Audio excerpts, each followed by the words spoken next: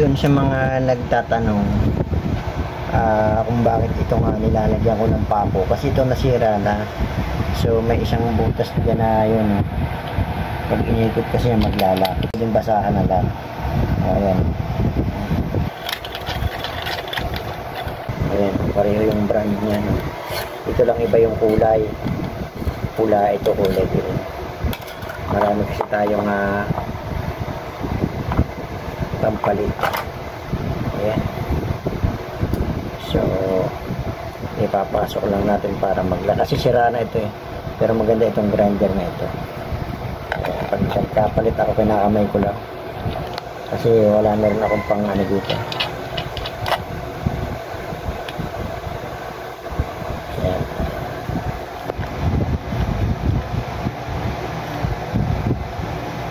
Ayan, okay na, pwede na, grinder na ulit. Ganun lang.